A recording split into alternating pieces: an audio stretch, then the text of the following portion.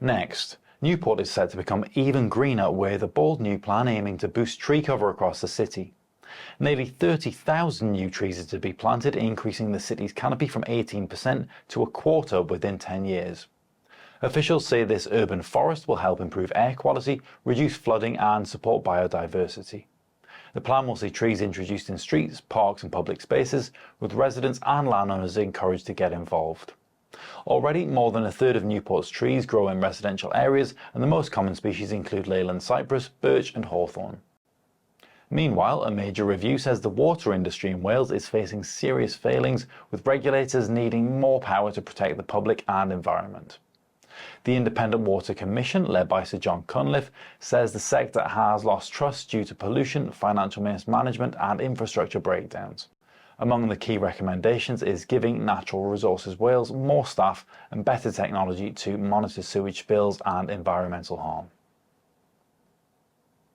A teenager who went missing while on a family break in Llandudno drowned, an inquest is heard. 16-year-old Athron Lombardo, who had autism, dyspraxia and complex needs, disappeared from the West Shore area on the 10th of May. He was last seen wearing blue swimming shorts, and his body was recovered from the sea 4 days later. A Home Office pathologist confirmed the cause of death as drowning.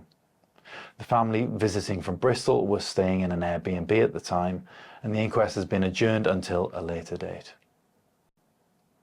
2 senior clergy members at Bangor Cathedral have called for an independent inquiry following 2 reports into safeguarding and conduct concerns.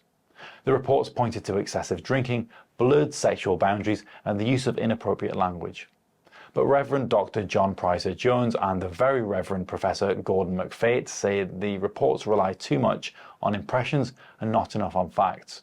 They've now written to Church in Wales bishops demanding a deeper investigation with input from legal and organisational experts. The Church admits weaknesses in safeguarding and leadership, but says an implementation group is now working to address these issues. Church officials confirm they've received further letters about Bangor Cathedral, with one member of the congregation calling for the Archbishop's lead safeguarding role to be removed.